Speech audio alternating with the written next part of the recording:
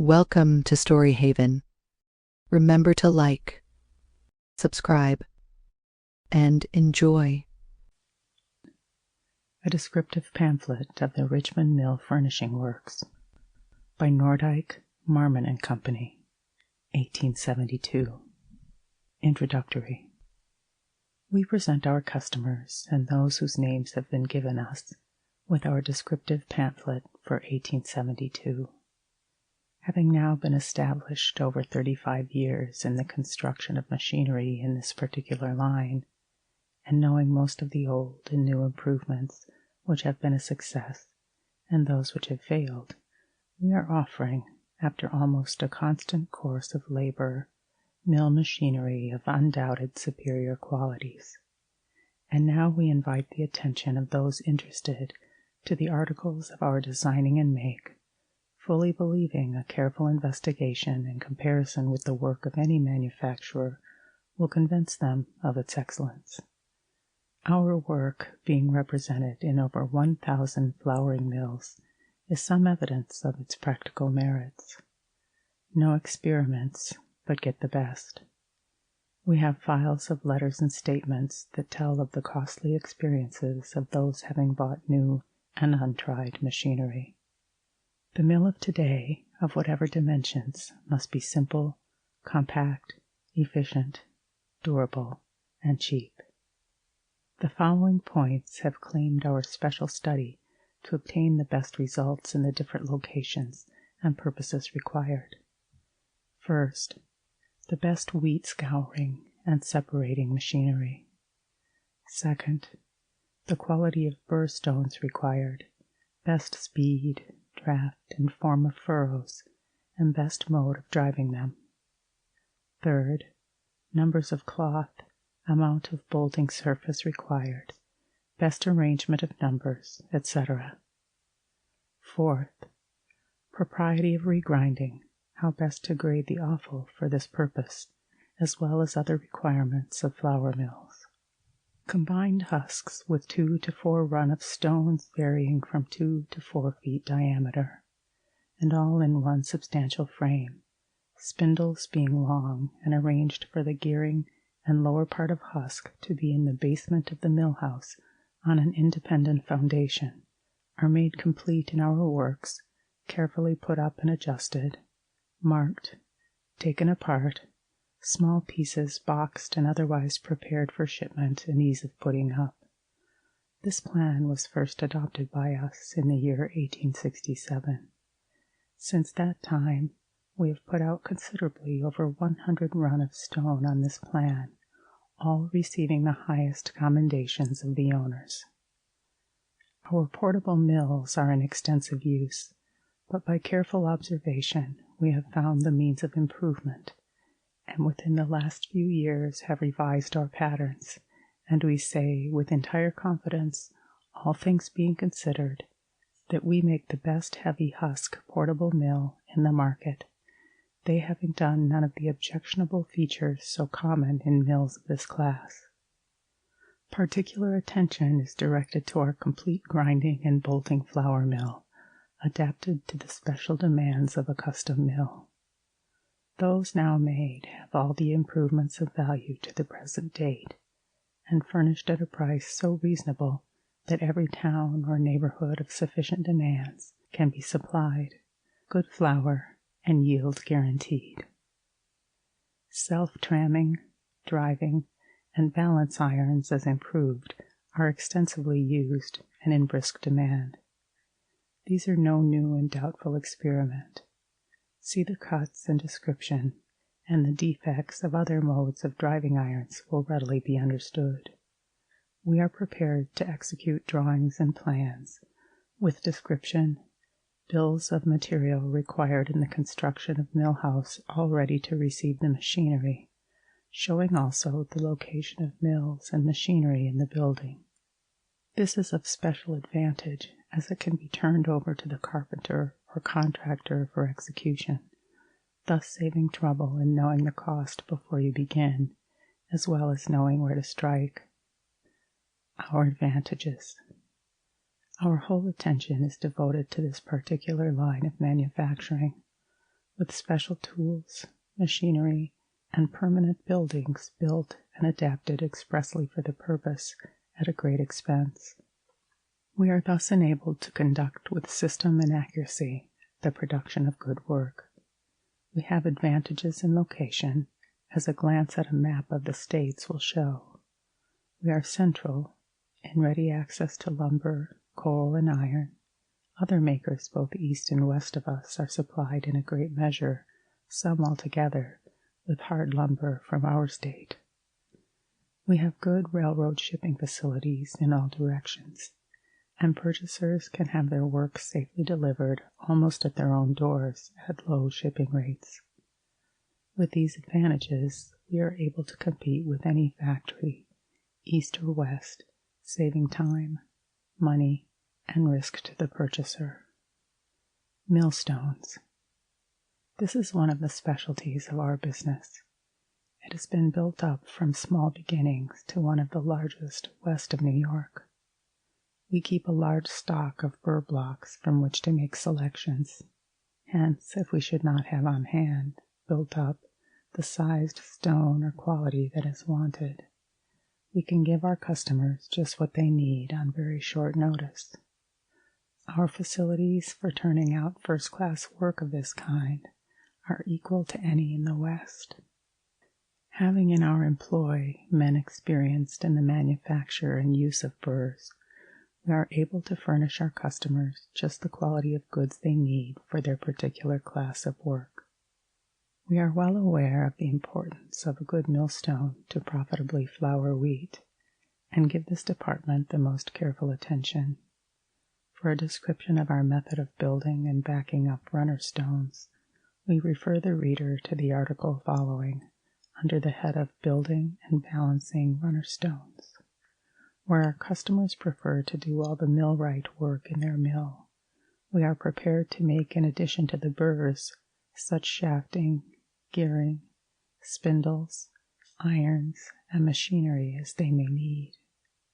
Building and Balancing Stones. We put all runner stones on a point or cockhead and keep them in balance while backing up. Consequently, they are as near in standing and running balance as they can be by this means. We have testimony to the fact that a number of stones we have made, all balanced upon the old plan of a cockhead at the center, are in such perfect balance that if the wheat is exhausted in the hopper, the face of the runner will not touch the bedstone. The importance of balancing on the true principle is mostly overlooked. In a mill properly balanced, the stones will keep a better grinding face with one-half the time and labor required if they are not thus balanced.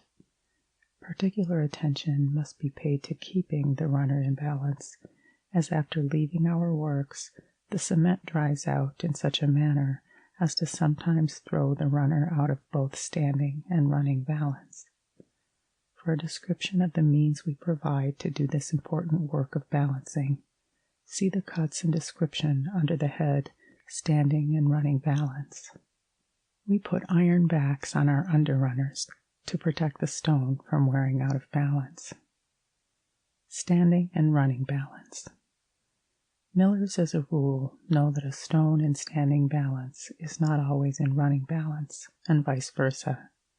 Yet they are well aware that a stone should be in both. The reason these two balances do not always exist at the same time, or why the light side of a stone standing should seem the heavy side on running, is not clearly understood, and hence the difficulty in obviating the trouble. The importance of a correct standing balance, and at the same time a true running balance, cannot well be overestimated.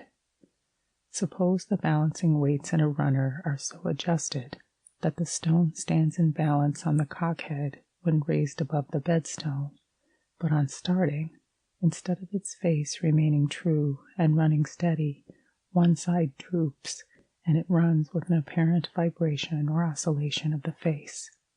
It will be found, however, upon examination, that it will always run with the same side low, going to show that the difficulty is centered in one certain point.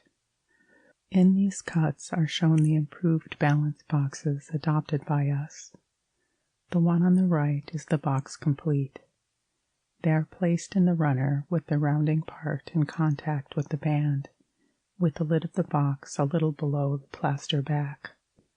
The figure to the left illustrates the inner adjustable box and screw for adjusting the same when in the stone. It will be noticed it has two parts divided by a partition. The cover to this inner box, shown in the middle figure, is secured with a screw and fits down upon the box and close over the division, so that either side may be used when the weight is wanted at a point between any two of the balance boxes.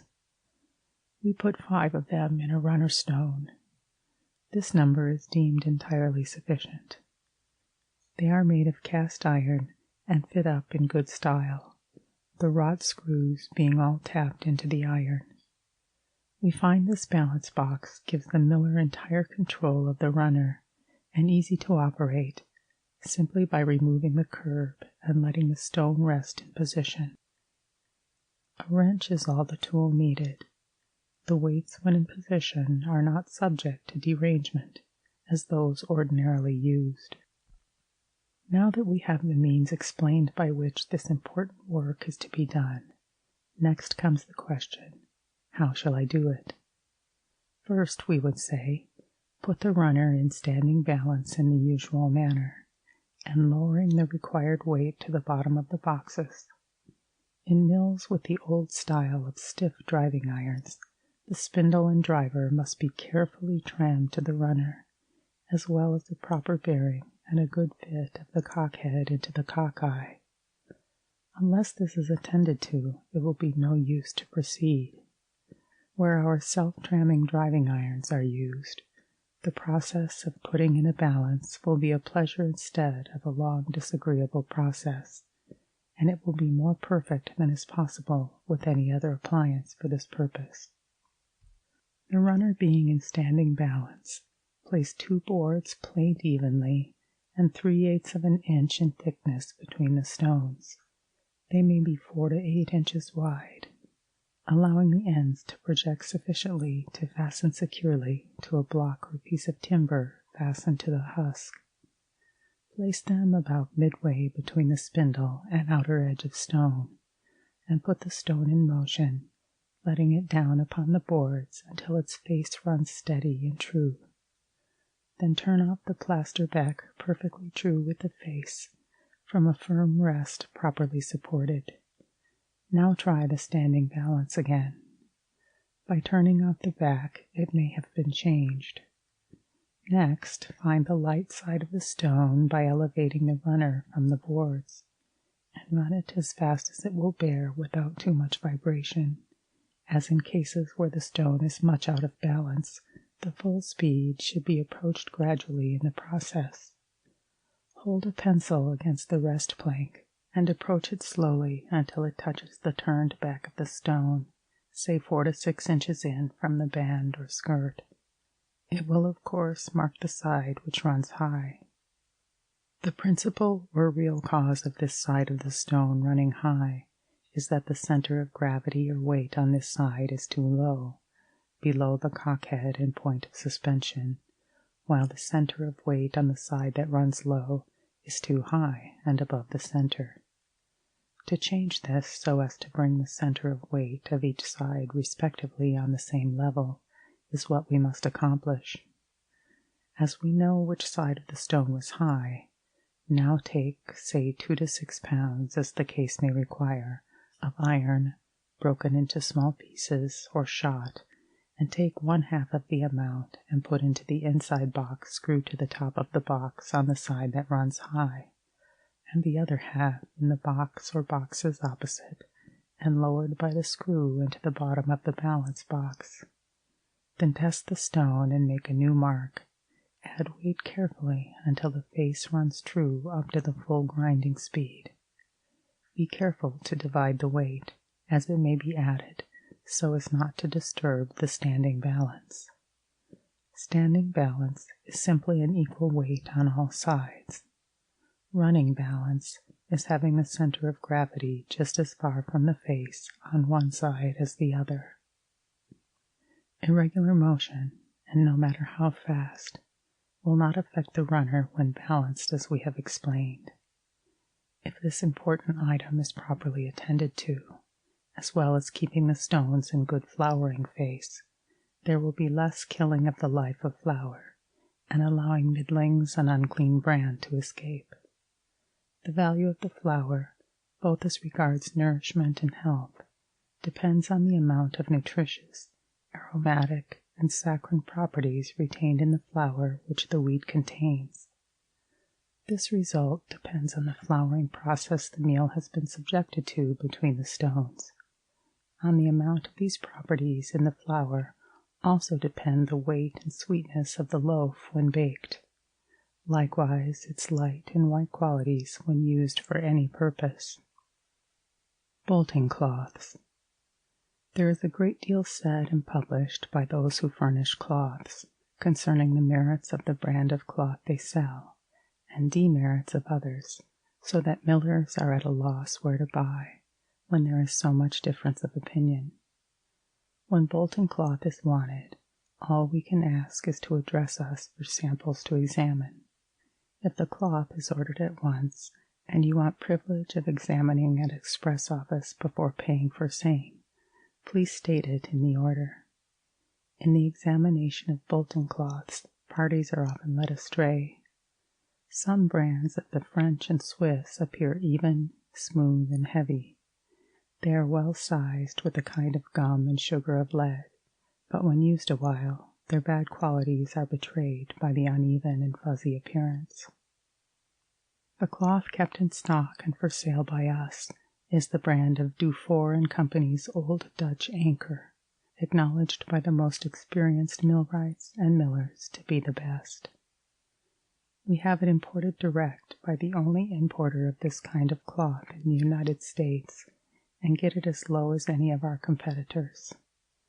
We have tested this cloth, not alone by long use, but by thoroughly washing and rubbing out all the sizing from a piece of this as well as the other brands, and comparing carefully the weights and texture of each before and after the process.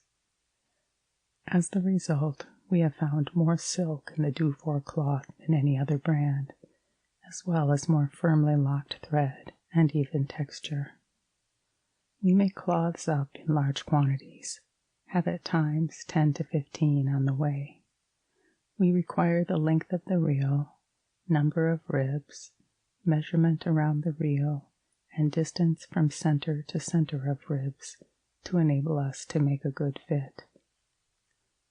Under-runner pulley mills. The above engraving shows our portable under-runner mill as improved. For grinding wheat, corn, feed, or floury middlings, they are inferior to none. The runner is balanced upon a steel point or cockhead, projecting into a steel seat. Argument is no longer necessary to prove to intelligent millers the advantages of a cockhead mill over those having the runner stone secured rigid to the spindle.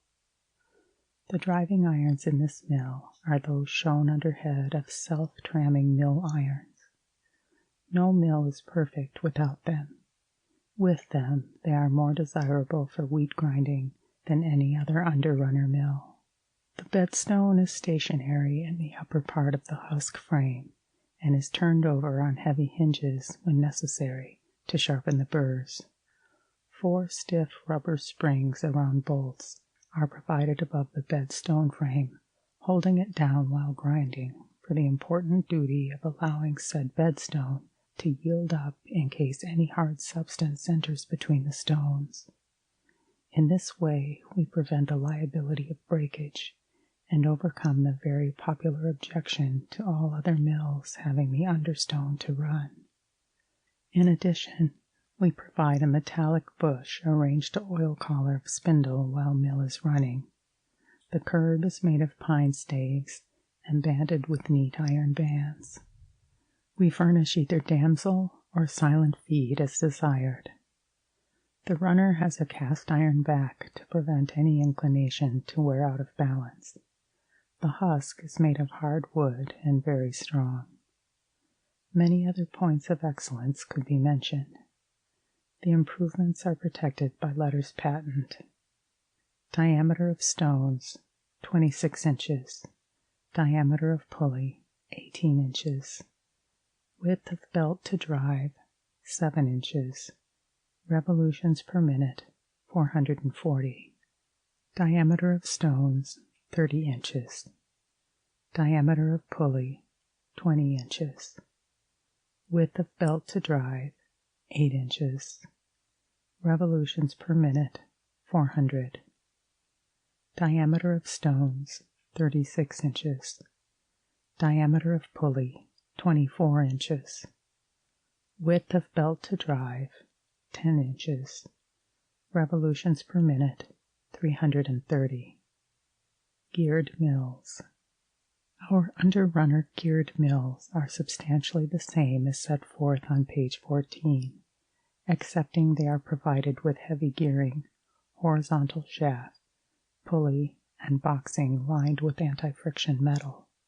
The gear is faced off in a lathe before the cogs are put in. The pulley is turned and balanced, all being fitted up in the best manner from new patterns, strong and in good proportion. We have the best and smoothest running geared mill in the market. Upper runner pulley mills.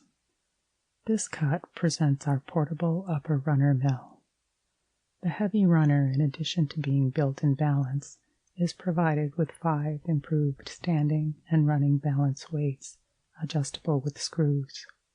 See under head of Standing and Running Balance.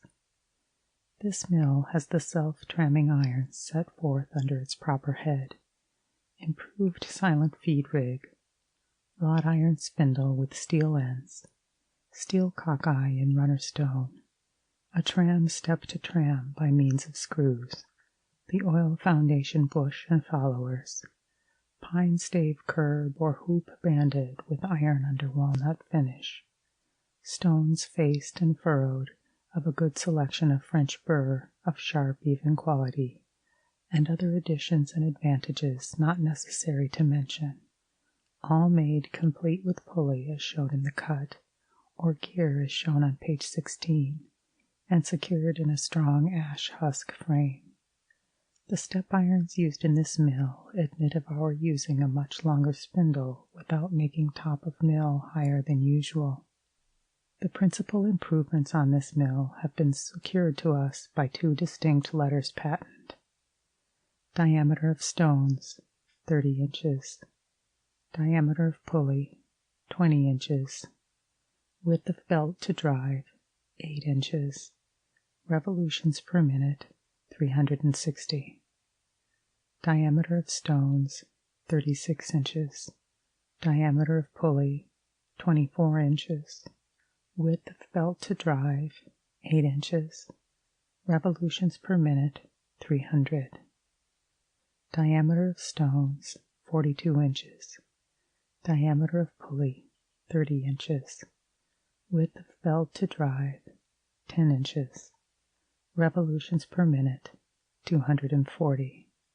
All our pulley mills are furnished with our improved low-down set screw step, giving a spindle 1/5 longer than any other mill with the same height of hopper, and constructed in the ordinary manner.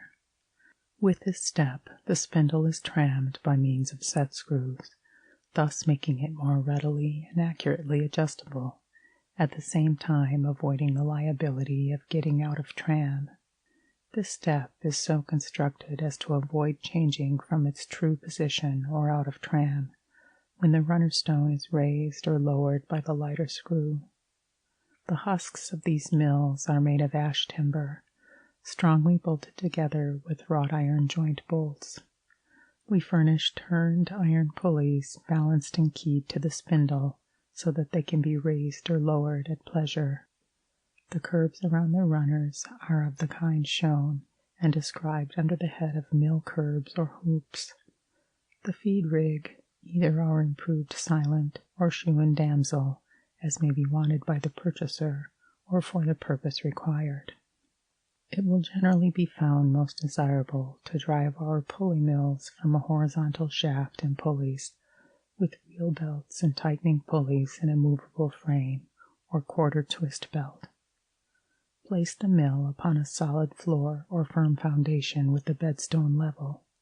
Cleat around the posts and bolt through 2 of the lower ties. If room is precious, a platform can be placed over the belt or belts running from the line shaft to the mill. This shaft should be from 13 to 15 feet from the mill spindle to give sufficient length of belt. The center of the mill pulley and driver must not be in line, but as follows.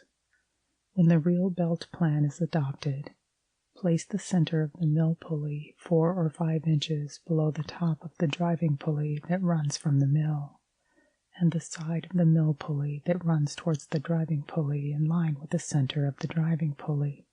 Then place the idle or tightening pulley in a sliding frame on the underside of the slack belt near the driving pulley, and of the proper height and angle to lead the belt squarely on the mill pulley. When locating the mill to run by quarter twist belt, placed thus. Upper or lower side of the driving pulley, which runs towards the mill, should be 5 or 6 inches above the center of the burr pulley, and the side of the burr pulley that runs towards the driving pulley must be in a line with its center. In attaching the bolt, it will be observed that its position depends somewhat upon how the elevator foot cooling conveyor are placed. It will be found best in most situations to put the cooling conveyor and elevator foot entirely below the floor. It is a good plan to set the portable, or in fact any kind of a mill, on a foundation entirely below and independent from the floor of the house. The real belt plan of driving from a pulley on a horizontal shaft, even if a large one, will make no edge strain on the belt whatever, and in stopping and starting is of great convenience. We have it shown in a small way in the cut, Figure 3, under head of Complete Grinding and Bolting Mills. Where we furnish the mills, we always, when requested to do so, send draft and plans showing how to set up and arrange all, so that it will be a success and without additional charge. Geared mills. Geared mills are furnished with wood and iron gearing, wooden cogs in the driving wheel. This does away with the noise and deafening clatter of the ordinary or all iron geared mills.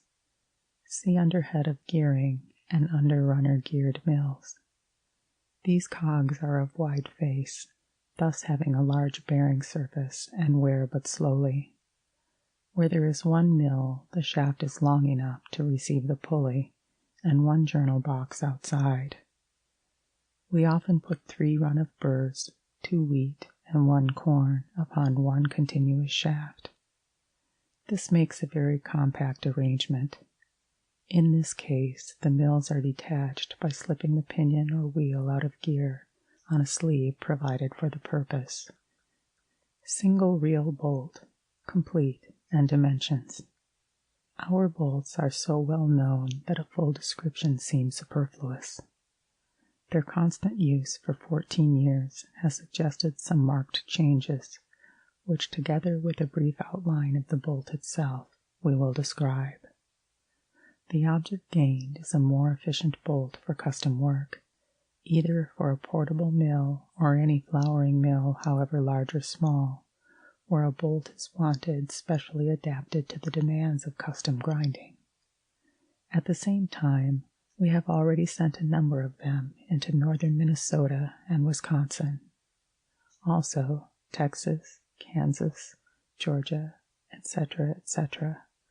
When so ordered, they are taken apart and boxed, previously marked how each part belongs, and drafts and description of how to set it up, sent so that one at all skilled can put it up in the mill and have it ready to run in 2 or 3 days' time. For those residing within a few hundred miles of our works, we mostly send on open cars or boat, well protected by paint and varnish, and out of the great number shipped within 10 years past, have not had a single one at all damaged that we know of. They are made in large quantities, the parts being duplicated and cut out from patterns and by machinery adapted to the purpose. The lumber contained in them is thoroughly seasoned and selected of the best quality. The parts usually sent with them, unless otherwise ordered, are: first, all the gearing and shafts required, with supporting frame and bearings for the elevator head, spout, gear, and shafts. Second, extra heavy cloth of Dufour and Company's Dutch Anchor brand made up to fit the reel, with strips of ticking to come in contact with the ribs of reel, and proper arrangement of numbers to make flour that will bear inspection. This is generally sent by express in a separate package. Third, the elevator complete as follows: 40 feet 4.5-inch leather or gum belt, 30 4-inch heavy tin iron-banded cups with improved copper clasp fastenings, head and foot with turned pulleys in them, including an outside pair of bevel or spur wheels or turned pulley to receive power. See cut of elevator head and foot under head of elevator, cups, and fastenings. Fourth, a cooling conveyor geared by suitable wheels to the shaft and foot of the elevator, so that it can be located in any direction to suit the situation. To fill some special orders, we have put the cooling conveyor on top of the chest. In most cases, it is best to have it below. The framework of the bolt is made of hard wood and well bolted. Conveyor for flour and one for returns, full length of bolt. Conveyor flights are of hard wood. Cut-offs are provided so that 1/4, all or any degree of the flouring cloth may be used for fine flour at the option of the miller. Table of dimensions. Length of reel. For 26 and 30-inch mill, 16 feet. Extreme length, 18.5 feet. Length of reel. For 30 and 36-inch mill, 18 feet. Extreme length, 20.5 feet. Length of reel. For 36 and 42-inch mill, 20 feet. Extreme length, 22.5 feet. Length of reel. For 42 and 48-inch mill, 22 feet. Extreme length, 24.5 feet. They are 3 feet 6 inches wide and 6 feet 2 inches high to top of elevator. Portable mill and bolt. In our portable mill and bolt, we have condensed all the advantages required of a custom mill in making a prime article of flour, and much better suited for the purpose. We have not been sparing in the material necessary to make every part strong and durable, and they will bear to be continually used with a strong power, without any part yielding in the least. The bolts are arranged for making all the cut-offs for changing the grade of the flour, thus using more or less bolting surface, or making more or less returns as may be found necessary. It makes a quick and even discharge of flour from the flour spout. There are no hoppers or anything for the clogging of flour, and every customer gets his own flour from his own wheat. This is of great advantage, and if not pretty fully accomplished, creates dissatisfaction with customers. The bolts in connection with our mills are of ample capacity when the grain is in proper condition to make good flour. They are made much larger and in more roomy chest than ever before. They are supplied with our improved percussion apparatus. This has now been in use in its present style for over 10 years with perfect success. It is composed of 3 sets of hinged arms or knockers, 3 in each set, secured to every alternate rib of the reel inside, gently tapping the ribs on the downward or empty side of the reel, thus not forcing the flour through the cloth, but dusting out and unclogging it. These can be stopped or started by the miller at any time while the bolt is in operation, either one set, two, or all, as circumstances may require. These, every practical miller knows, after having used them, to be indispensable to counteract the extremes of damp and dry, or cold and exceedingly warm weather. Some millers utterly condemn the use of knockers on bolts, and in reference to those commonly in use, we will agree with them in this. The difficulty lies in the fact that commonly they are so arranged that the miller is obliged to use them at all times. In free bolting weather, he not only wants to stop the percussion apparatus, but also to have all the safeguards against too free bolting at his command. With this apparatus and proper grinding, no clogging of the bolt will ever be noticed. By the use of this apparatus, we are enabled to use finer cloth than without it, and at all times bolt even and obtain better yields. This tried and valuable improvement has been secured by letters patent. These mills and bolts, or either of them separately, are constantly being attached to old and new mills, warehouses, and places where steam and water power can be had or used. We use on these bolts Dufour & Company's celebrated Dutch anchor brand of bolting cloth, made up in best manner, with 2.5-inch strips of heavy ticking to come in contact with the ribs of reel. Some parties erroneously entertain the idea that a portable mill is a temporary affair. They obtain this idea from the word portable. This word, applied to a mill, means only that the machinery is built in such a manner at the factory as to permit of its being shipped the same as any other machinery. Our portable mill has all the qualities for doing good work and all the durability that any old-style mill has.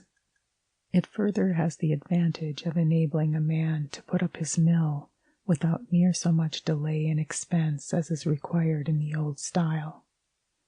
In every instance where a portable mill has failed to do its work properly or to be durable, it has not been because it was a portable mill, but because it was not constructed on good, well-tried principles, or of good material, or the fault may have been because it was not set up as it should be, or had not been properly managed after it was set up.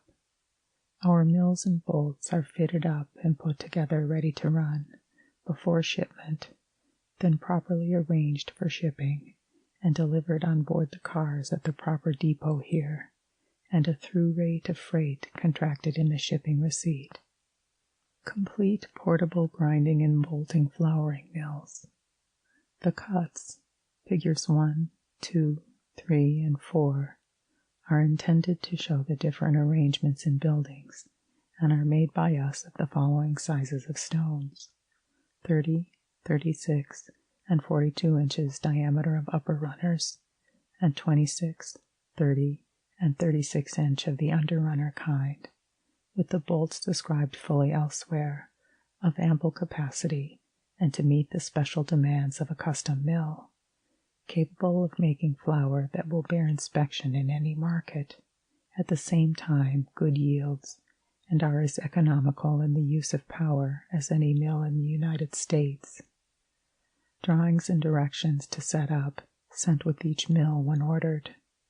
It betters the arrangement to place the husk frame 20 inches below the floor.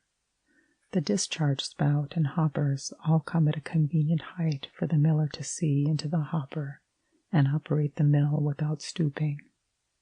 In figures 1 and 3 they are shown thus. We advise making a platform in the rear of the mills over the belts. The stones and bolt chest can be placed on same floor as figure 1, or the bolt above as the situation requires. They will grind and bolt from 6 to 15 bushels per hour according to size, and can be put in operation in a short time, and are no more liable to get out of repair than the best mill in use. Those having their power already should give us the dimensions of it and kind, to enable us to give correct information as to size of mill best adapted to it, etc., etc. Combined mill husk. In cases where there is or can be a basement under the grinding floor, we advise lengthening out the husk posts sufficiently to throw the gearing or belts entirely below the floor. When this is done, the husks of the 2 or more run of burrs are combined into one, making it very solid. This style of mill, where there is room under the grinding floor for it, is the best arrangement possible. A husk of this kind has all the firmness and solidity of the usual style of frame husk, and yet it is not so bulky.